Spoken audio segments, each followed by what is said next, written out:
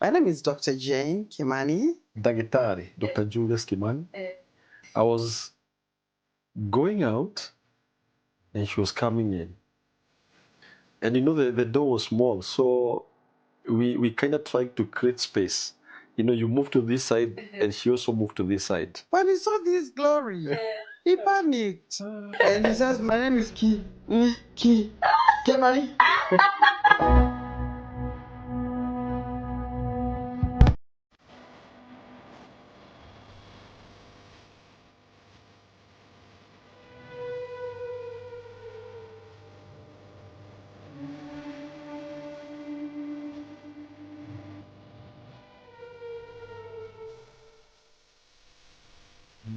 Hello and welcome back to Heart and Soul. It's a show where we dive into love, and laughter. And today we have an amazing couple on set. They both have PhDs. My silence right now, it feels underqualified. Ushaikuwa in between watu wako na PhD una feel mpaka silence yako iko underqualified. That is how I'm feeling right now. Intimidated.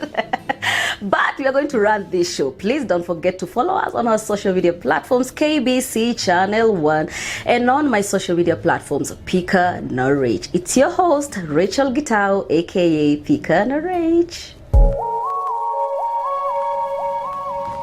I am so sure you want to know who is this? Who am I talking about? And without any further ado, the Kimanis. Thank you. Karibuni sana kwa KBC Channel 1. Yes. You've been on TV before?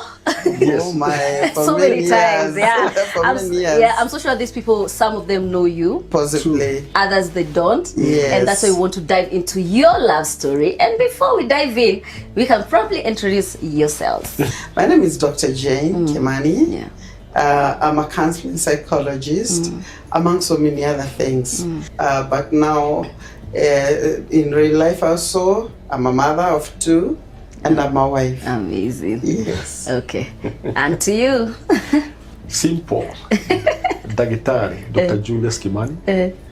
As of course, I'm a father, a husband, and also, apart from being a counseling psychologist, I'm also a pastor. We are a church known as Shelter of Love Church. We also run a school, a high school. Oh, wow. So we can maybe start with, where did you two meet? I think there's a conflict on that. So let us first hear his version. Yeah, that's the beauty of this show. The conflict. Yeah. No, of course, we met in church. At a door. I was going out and she was coming in. And the door was small, so we kind of tried to create space. You move to this side and she also moved to this side. So I tried to move to this side and she also moved. And eventually we had to stop and look at each other. And then I introduced myself majestically. That sounds like a soap opera. Yes. Ile unaanguka unaenda kuchukua mikono inashikana. It's true, but that part of majestic, I say no. Tell us, Datari. No, that part of majestic. Tell us. He even forgot his name. Aha. Ebu tell us your version. I was just pretending. No, he panicked. When he saw this glory, he panicked. He couldn't handle. No, he forgets his name. I'll explain. And he says, my name is Kimani.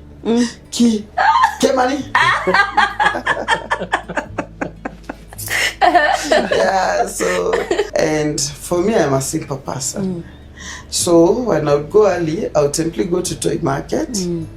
There is a place where I would take mandazi. The mandazis were half of these, and they're cheap, they're good, and the tea is authentic. So the following time we meet, and I'm going to Toy Market with a friend because we're early for service, and so I invited him. So you have said you'll explain something. I will explain. You forgot your name. Let me tell you. There are moments when you feel you have arrived, and it's this time when you know ndio hii. So of course, always kosa confusion kidogo. And of course, the way she was walking, being that I had just joined church, And I had come from a different background. Now I've become a nice person. So now she's looking like she's from heaven. You know, and you're like, you know, church girls, how do you talk to them? So I was trying, the confusion was, do I say Bwana Asifiwe Kwanza or do I say the name? But of course, the thing is, after we went to toy market, that was a shocker for me, because I was looking at her standard and where she was going. But at the same time, that became almost the qualifying thing. Bado tuko hapa pa confusion of name. Was it love at first sight? I think when I went home, now I'm talking about me. When I went home, I there was something that I couldn't, you know, shindwa, what was that? And she was wearing so many rings. So I was like, I don't know, I'm feeling something for this woman, but she looks married because she has rings. And I was like, God, I hope I'm not straying with my mind. But if you were to bless me, I wouldn't mind somebody like that.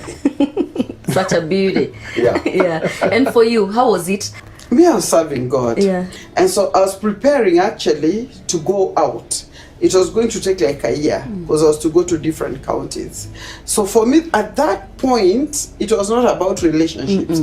So, but I thought, okay, the first thing I thought, he looks like my dad. Yeah. And he's not a bad guy. Those were two things. But then the third thing was like, why did he stammer? I'd learned to be a bit careful because, you know, you've been there, you've seen it all. Now, this is the paradox. Yes. When I saw him the first time coming to church, it was on a Thursday, Bible study. I was with my pastor's wife. We were upstairs. There was like a space. There was like a window. So when I looked down, I knew he's the one. So me, I knew this is my husband. You did? Yeah. How? What did you feel? I picked, in fact, even my pastor's wife. Wait, was it before now the confusion? Yeah, long before. Really? Yeah. Okay, take us back. How did you know? Like, you saw him and I was like, this is the guy. Yeah, I knew. I knew it in my Noah. You know, there's a place in you can't define. Yeah. But let me say it was the witness of the Holy Spirit. For me, I had such a strong witness. And then, interesting enough, Mami Olutayo, now they're in Nigeria, they're bishops, just told me the same thing. There is your husband. I told her, I know. Really? I was very sure if the Spirit of God has told me, he can't lie. And I'm careful while saying that because a lot of people they say, God has led me to this one, God has led me to this one. And then they later realize it's a spirit of confusion. For me, I was so sure that in between, a lady also picked that he's the one. And she started a committee. I'll cut that one. No, it's interesting. No, it's getting hard. Oh, you don't want us to hear that? All right. Oh, let's That's hear part that. of life. Yeah, it's part of it.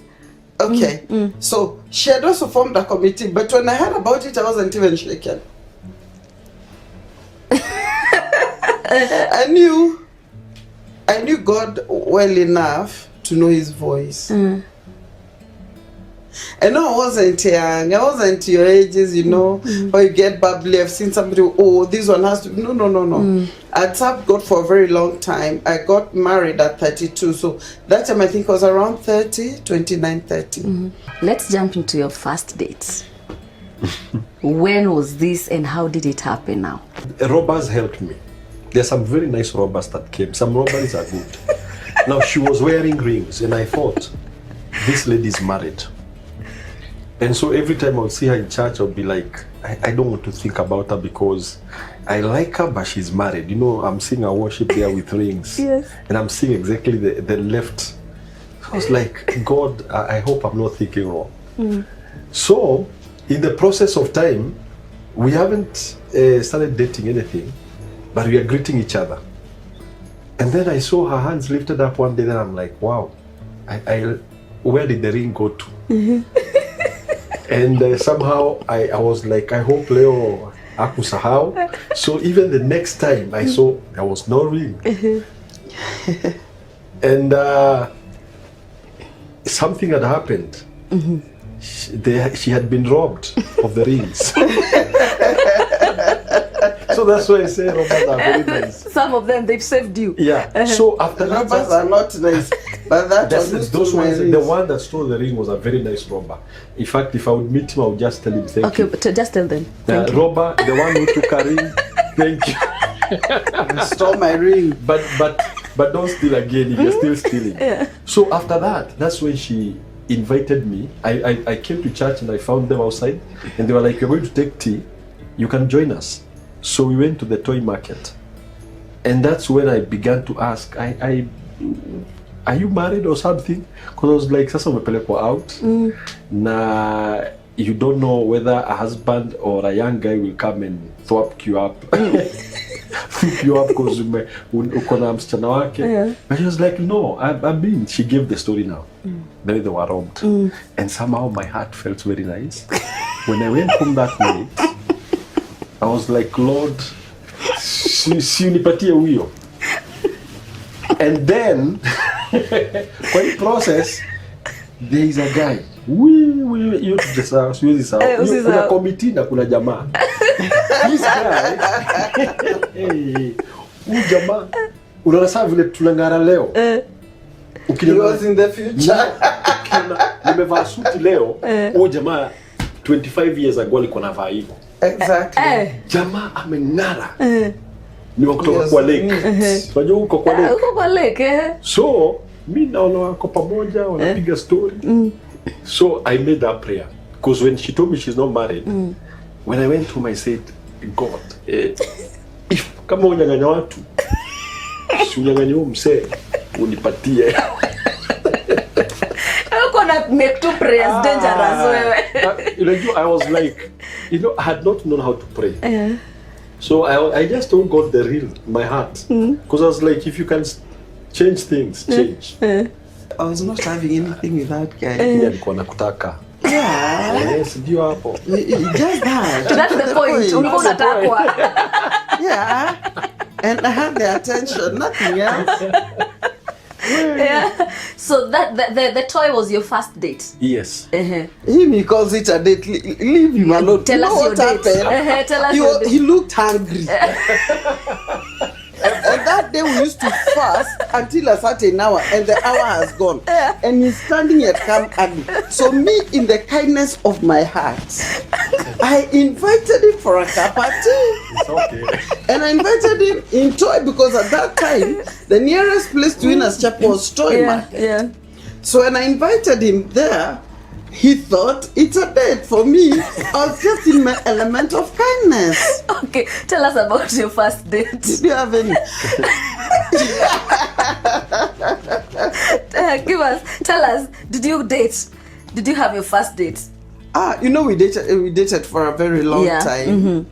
And now that we're fellowshipping together, we're in the same church. So many times we are walking home together.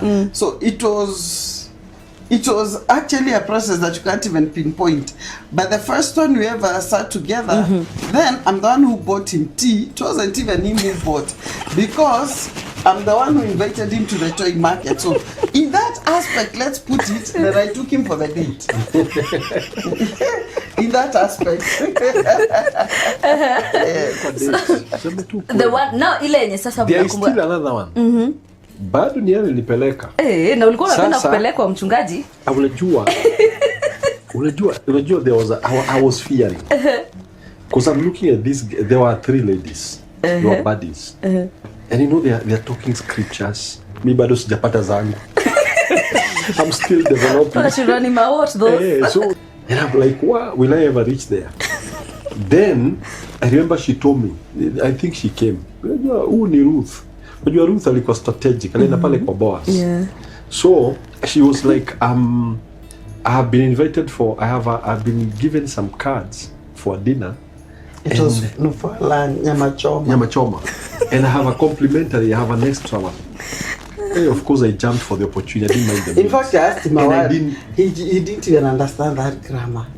I asked him, would you mind to escort us? That was all. He took it at escorting. Of course, you didn't mind me being there. But it was a plan between me and my friends.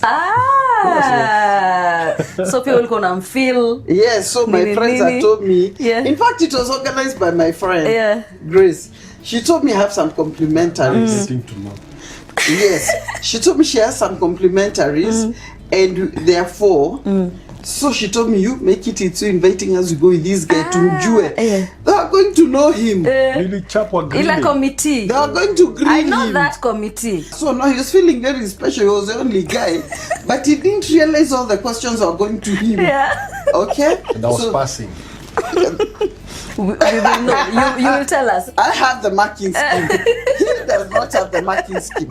So the essence was good friends who saw him, who realized there was something about to happen, and they said, "Let's go, let's have dinner," so that when he's in his element, then we can be able to know who is this guy. Yeah. When did you ask, or who you asked her out, or was in this relationship? Okay, so who asked who out? You okay? No. Your Which dinner. one? Oh no, did you understand what she was saying? Toy market. Your complimentary. I was just being what can I say? A friend. Yeah. So you cover up the shame of brokenness. Yes. But who asked the other one out? Me, I'm not the one Yes. who proposed. No. Proposal was mine. For the girlfriend boy, for her to be your girlfriend. Yeah, now Yeah. you know it reached a place. She comes up and tells me she's going for the tour, and they might be leaving. I think it was something like on a Tuesday, and this was on a Friday. Alafu And it tour ya took a kwanza ilikuwa inaanza Nyanza, and I remember the other guy. Unajua hapa imeenda. Imeenda So I hivyo. was like, it is now, before she goes. Of course, I made a prayer. Yeah. Lord, let her not go. Yeah. And Lord, ulininyang'anya yule jamaa, sasa hivi niambia si So it boyfriend. botched. It botched. So my prayers are powerful. So You know it now. Right now, me, I didn't know it. Oh, wow. I had to make a quick prayer. I told the Lord, akienda, you see, you have just umenyang'anya ule mse. Alafu sasa umenipatia. Somehow, I could see like I'd been given because I have not proposed. Yes. So I was afraid of proposing. Because I was like, je, akikataa. Ukiona majamaa wengi wanaogopa kupropose kwa sababu that no crushes you. Yeah. So I was afraid for the no. So I called her in the night. Then Imagine I was proposed Now- over the phone. I prayed because these girls are so prayerful. And be We would very meet- precise I on mean, what you said. They would meet and pray. These Now, three girls. Yeah. Now this is a brother who he's not so prayerful. Bado sijashika rhythm za church kabisa. But ulikuwa born again at that Alikuwa born again. Okay, okay. But now I'm learning the He was in Bible school. Bible school. So I'm like, how do you propose to a church girl? So I prayed. Kaambia God, nipatie. Najua nina mistari zangu lakini zinaweza fail. Nipatie zako. So I imagine Mungu that. akupatie zake. Bana. Si Mungu ako na mistari. Wacha tusikie kama alimpea Mungu mistari. ako na mistari ya By the way, now I was looking because I was like, who them anahitaji propose ya scripture? You see, at least I still this day is spiritual. So I got, Bazili God alinipatia Psalms 45. The king is enthralled by your beauty. Ala. Nikasoma hapo nikapose. Nikasema hiyo ni mimi. Ananisomea Bible Kwa simu. Scripture. kwa simu. So That's I proposal. so kaniambia hebu repeat, nikamwambia hii ni mimi ndio nasema. What do you mean? So then from that after kumaliza hiyo scripture kuisoma nikamwambia by the way can we go out? Can we like get to another level? And of course she said She yes. said yes. But she said also when we meet physically Yes, that's what I said. repeat that again. Yes, I didn't say yes until I told him to repeat it to my face. He's already fearing my face. He's reading these scriptures. Yes. I knew he wouldn't come with the Bible. I wanted to see it come from his heart. And did it. Differently, yes. He forgot some verses. He forgot some verses. You siku nilikuwa na kitabu. You know that night I had the Bible, so I was reading from But now you come to the real picture. Yeah. You're like, wow.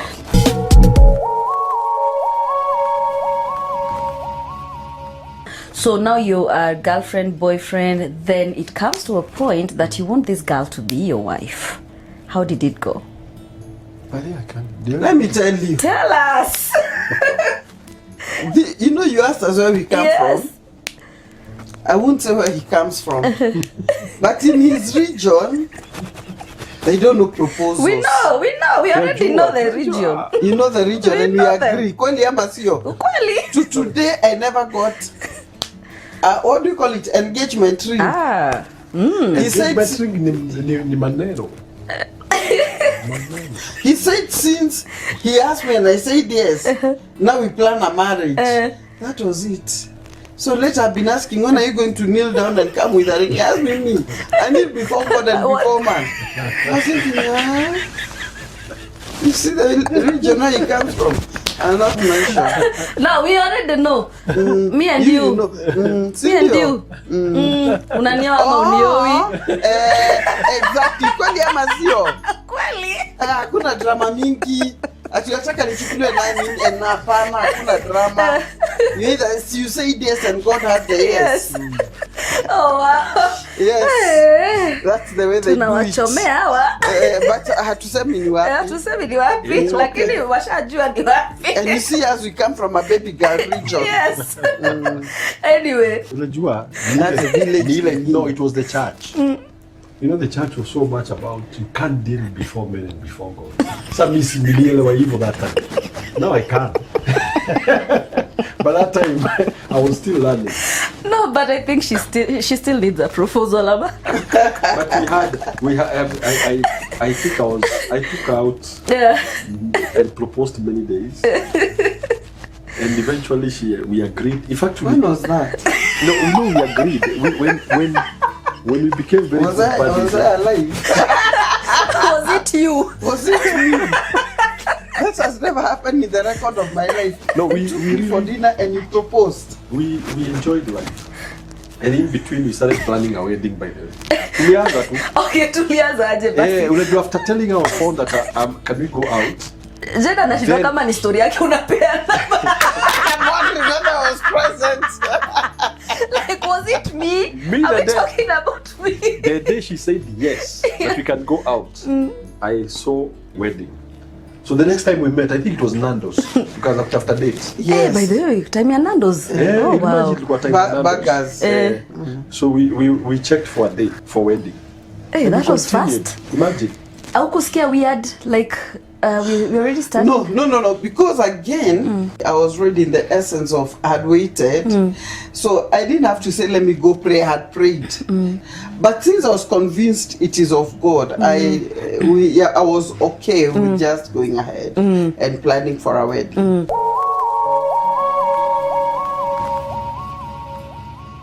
Before we plan for a wedding, we usually have the rorashio, the dowry ceremony and all that. Yeah. How was that?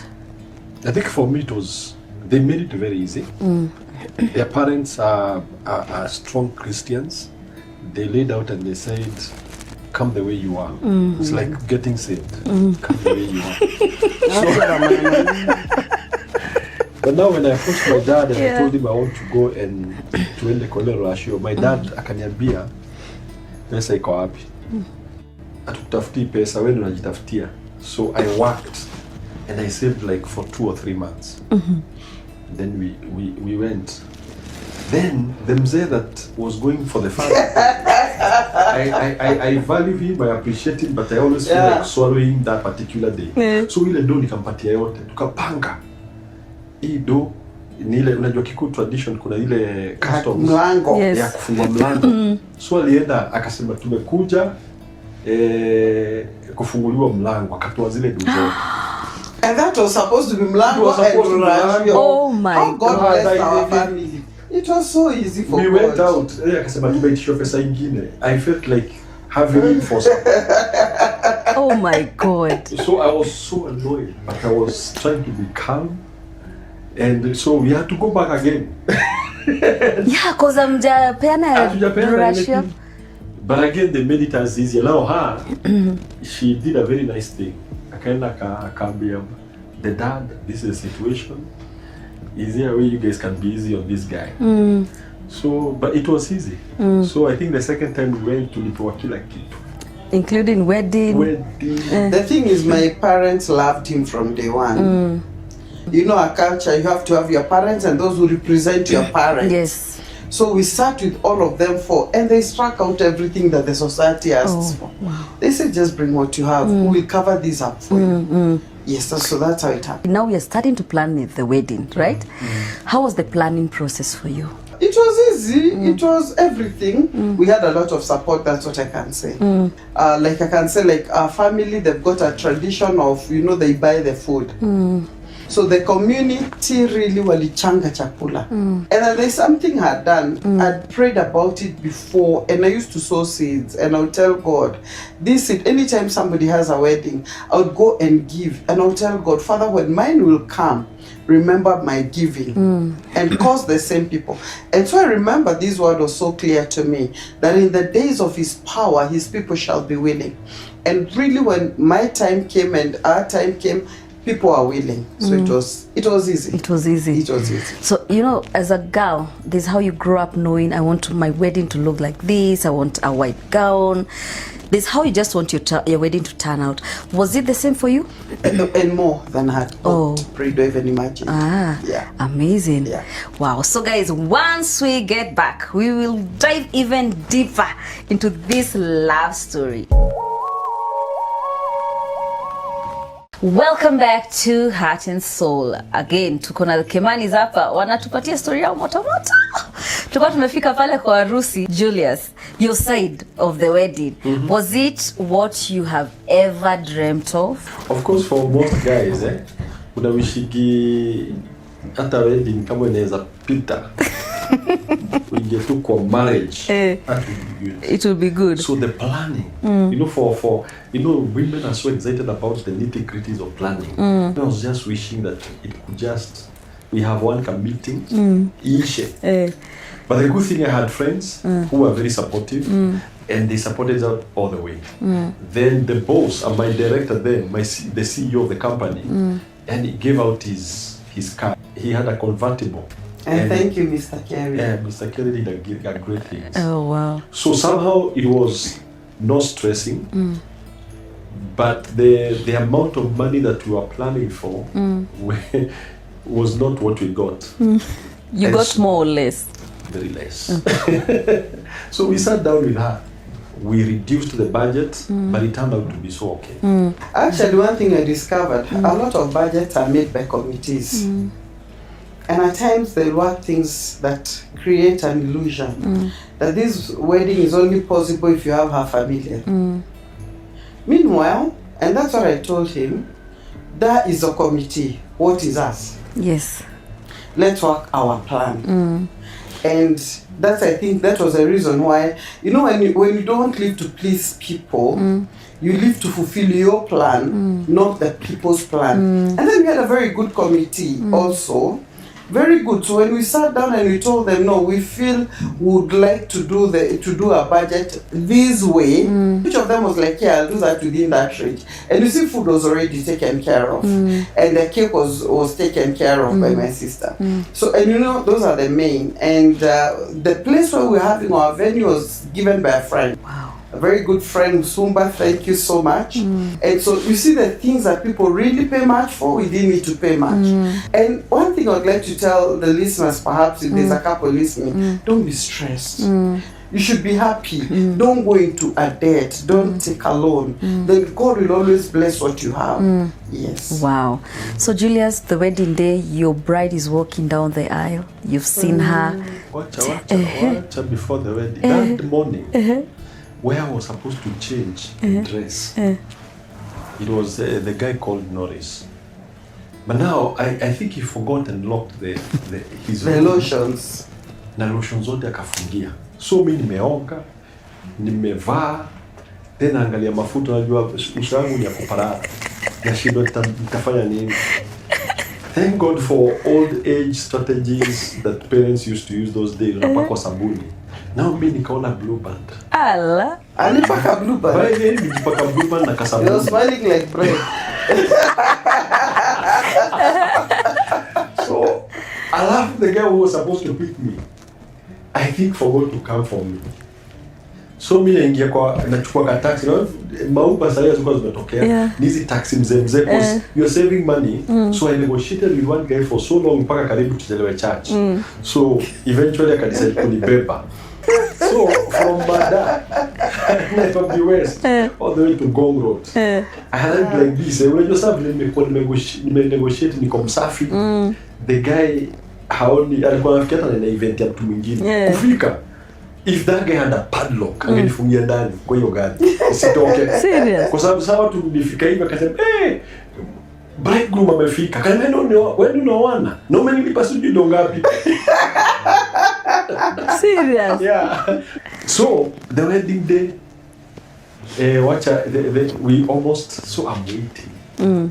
Alafu wacha wachelewe. Alafu tulikuwa na pasi wale street. Yeah. Kama amesema 11. Ni 11. So 11 the guy calls me and I'm in the church. Simama. Hata kuna simu. You know those days there were mobile phones. So there is no sign of these guys. Which year is this? That was 2000. Tulikuwa by then tulikuwa tumefikiria dunia inaisha lakini haikuisha. So I was so happy. I was almost thinking that God has strategized for us to meet. Ndio tusikwe tu abaya alafu tuchukue. So when iliingiaga hivyo. So niko kwa church pale mbele. Hakuna mtu. And the pastor kept on looking at the watch. Tension ikanishika. Build, Majamaa wangu wamesimama pale. So eventually I saw the cars coming in. Na yeye pastor attack. You know she walked in without the procession. Because the guy was like, I got to do this thing. Yes. So later ndio wao wengine waliingia polepole. Instead of being the last singing. Instead of being the last, she was the first. And how did you feel when you saw her walking It was exciting. down the aisle? And I was like, eventually, any the day that has made. And you know she had I remember you know she chose her dress. She didn't choose those long ones. Hers was knee level. It was a short dress with a big tail. Oh wow. Hey. So we were very happy. And the wedding went well. We went to the reception again at KCC. It turned out to be so nice. In all, I can say everything turned out to be very good. Yeah. Amazing. So after the wedding, honeymoon, did we go? Yeah. Ulipelekwa wapi? No, my uncle had given us space at Norfolk. Yeah, thank you, Mr. Kimanis. That's what I was telling you. People really came in for us. Yeah. Yeah, it was a complimentary. Yeah. And how was it? The honeymoon? It was okay. It was good. We took it up.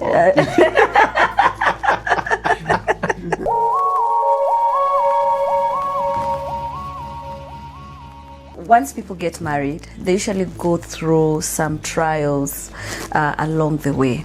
So which are those trials that you guys can say, the trials, the challenges, so you guys look back and say, where hinayo ilituweza? He lost his job. Immediately after? Immediately after. After honeymoon. Immediately after. So it affected his ego, it affected his mood, it altered everything, and it was like, is this a man I'm married? Because, you know, every man is defined by provision. And here you are now, suddenly you have a new bride and you have no provision. So for me, I'll try to do whatever I can. For him, when stress hit him, he would go and sleep under a tree. So that was, I think, for me, it was a very challenging moment. How was that for you? That was the hardest time. I stayed without a job for about 2 years. Now my biggest battle was, how is she viewing me? So I would argue with her, and a lot of arguments, not because she's arguing with me, but because there's an argument in my mind. Within his own head. Within my own mind. Now sometimes probably she comes home after doing what she has done, she's like, aya, hizi vikombe bado ziko hapa. In my head I would feel, yani nataraudiwa. Let me cut it short. Do you know what you used to do? Me and I have gone to look for man. This man will take tea, leave a cup, then take tea again, leave a glass, eat food, leave a plate. And for so many reasons you think there were 6 people in the house. Then he expects me, the tired me, and you see he's been sleeping under the tree. Now to come and start collecting everything. To him that was submission. I thought, submission what? This is slavery. You take tea, collect the cup. I'm also going to work. Yeah. I don't have a problem cooking. I don't have a problem what? So I asked him kindly, why did you leave all the cups here? I'm tired. And you see the car had been taken and our house was way off the main road. And he would be like, you're my wife, you're the one who's supposed to collect them. I'm like, yeah, I've just come from looking for food. Yeah, you look for food and then come and collect. And I'm thinking, yeah. Did you at some point feel, you know what, I am done, I cannot stay with this jobless guy, I cannot continue submitting? I have never had an issue with money. Tired, yes, because of his attitude. Underlying attitude. It was not about joblessness. And then my vision is so clear that I know I will not remain at the same level. So I knew these two will come to pass. But his attitude. Hey, the man from the mountain. Mulima. Who's the Mulima? He had an attitude, because not everything used to tell me I'm being proud, I'm being arrogant, I'm being this, and I'm thinking, when I bring money, I'm told it's because I'm proud. So I got tired. I said, God, I've waited so long for him. He more than you now. Hey, I was happy alone. Looking at it now, there's a couple going through the same at this point. You know, let me put it directly. Women are not created to be the suppliers. And so when you take a role that is not yours, you will burn out. You may have the grace to push on, but there's something my dad told me that time. And I've never mentioned it. My dad told me, you need to understand where Julius is at as a man without a job, and be patient. This too will also come to pass. And I remember I was trying to understand, why do I need to understand his attitude? Am I not paying such a big price for that? That was my own question. But I want to tell them, just be patient. Be very patient. And I would also want to address the man. Do what you can do. Our best couple had also gone through the same. And he said, you know what? She comes and finds everything in order. I make it easy for her so that she doesn't burn out. Because mostly what the woman looks for is a man who also understands that she's tired. And also for the man to know that that season will come to pass, but be the best you for this season. Julius, there's a man somewhere who is dealing with an empowered woman, because at this point you were jobless and she was empowered at some point. What can you tell this man? No, in the process of time, because I was in because like, how can you give me a wife and you don't provide for me, or you don't give me a job? And I was trying. You go out, you send Masivis Nini.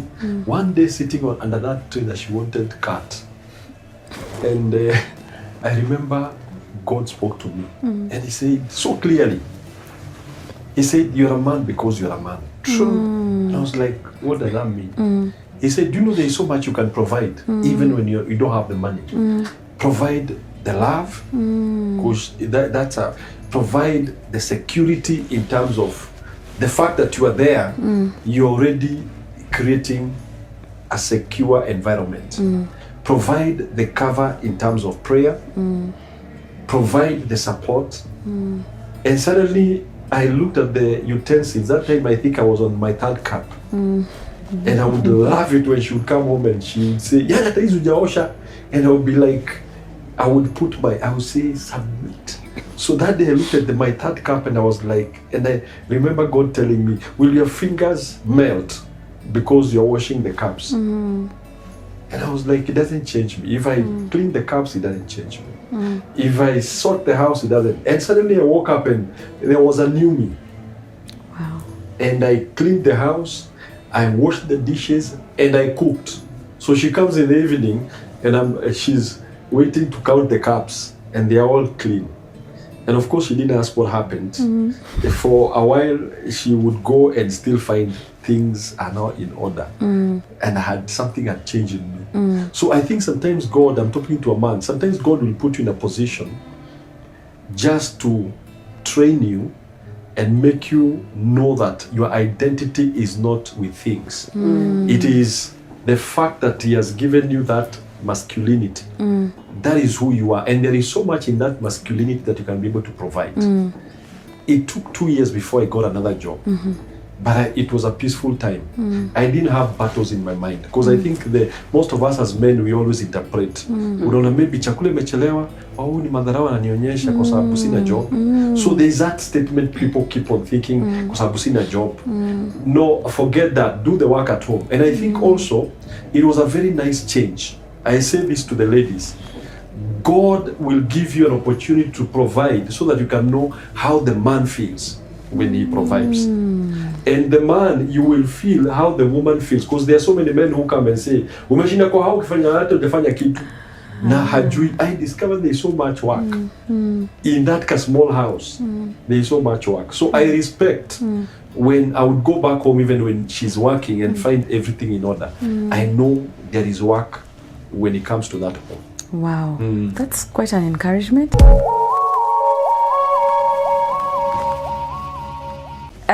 Of course, you've had memories down the line. So which are your greatest memories? I think one of the greatest memories, apart now from the wedding, was now when you were expecting our son. I was, for the first time, I got scared. I was like, I called a friend of mine who is in Dubai. He said, hey, by the way, we're also expecting, he's Indian and he's married to a Chinese. And he started telling me, have you read this book on fatherhood? Have you read this? I suddenly felt I knew nothing. Yeah. And I didn't know how to handle the situation. But now, going to the hospital and seeing our son, I think that was quite a moment. It was like, now I was feeling like the way God feels. The love that I felt for our son, I suddenly realized that God loves me even more. Wow. And for you, your greatest memories? Of course, it was the children. It was seeing them going through school. You know, the process for me has been a memory that I cherish. And now, of course, starting the church and seeing it grow. You know, there's so many different memories. I think life has its own good share of memories. There's a topic that I'm really interested in, and that is now that you're both in the psychology world and all that, the psychology space, right? About the gender-based violence in a marriage setup. I'd love to hear what you have to say about that, the GBV, in both men and women. For me, one thing I want to say is a no, no, no. And I know it goes both ways. A man who beats the wife or a wife who beats the man, it is about self-esteem. The self-esteem is very low. So I've got to beat you down to bring you to my level and even lower. Number two, it's people who don't know how to resolve conflict. Number three, it also has to do with a lot of anger management. Conflict resolution and anger management. Number four, it has to deal with triggers. What triggers this man to behave this way? But remember, I said it's totally unacceptable. Number five, it has also to deal with your personality. Are you an enabler? Because as a woman, why should I enable you to beat me? How do you start? And for somebody who has been beaten, what did you do after that? Because what is happening, we have people who have gone through a lot of that, and I'll give Dr. Julius a chance to speak, who have gone through a lot of that abuse, and they want to make a resolution. Those are the people who just walk away out of a marriage, and they're done with anything married. Dr. Julius? For me, I think, you know, some people, sometimes we ignore what we call red flags. Somebody pushes you when you're dating, and then you still continue. And you know, you are rewarding that behavior. Somebody slaps you, and you know, sometimes it's verbal abuse. Somebody calls you dogs, cats, all the animals in the field, and domestic animal, and you still say somehow ujamani mzuri. So what I usually say, if you're not married, check out the red flags. If they are there, you either both of you get help and go for proper counseling. I advocate for premarital counseling because some of the challenges we went through is because we never had that time any premarital counseling.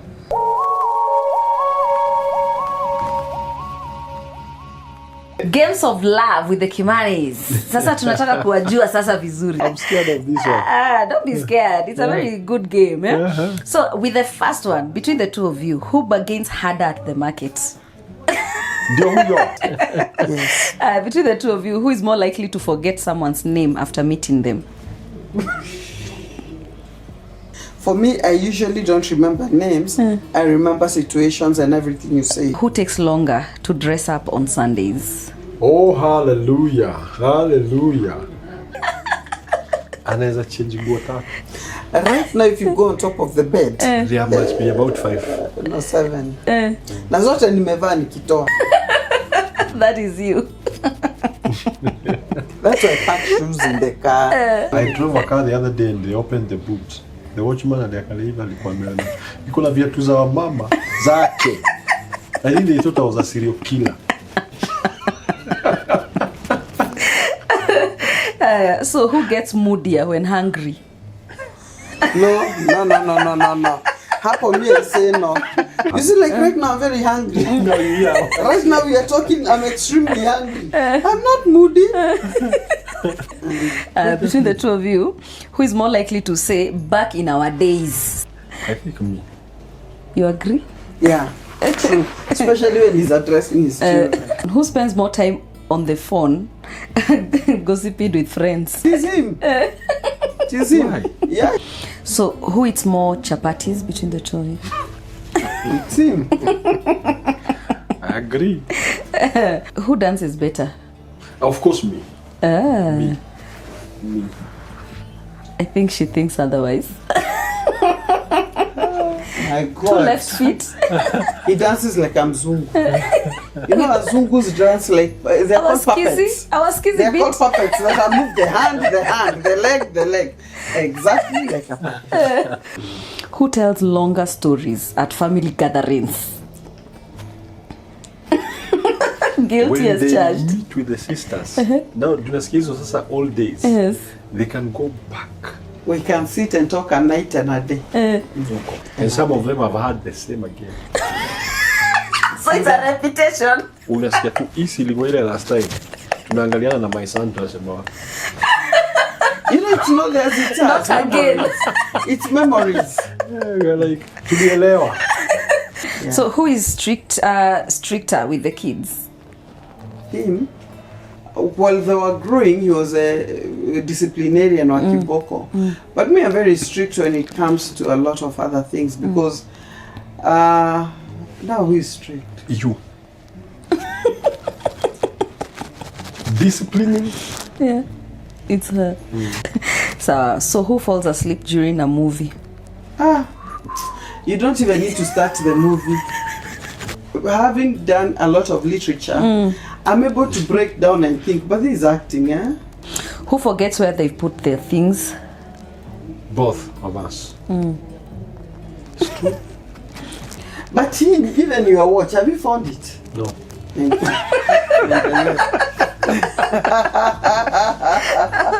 So this is for both of you. What's the most annoying thing about him? When he's driving, he talks with his hands. He even with the steering wheel. That one. Yes. I look at this direction. He does not know I don't want to look at him because me, I feel like I'm not safe. And you don't know the hand is passing past me like this. And he's driving so fast you are heading to Nakuru. Men do not multitask. So when did you start showing me that house and showing me this one, and there's a time he's talking, he lifts both hands like this, and I am thinking, are we safe? Are you safe?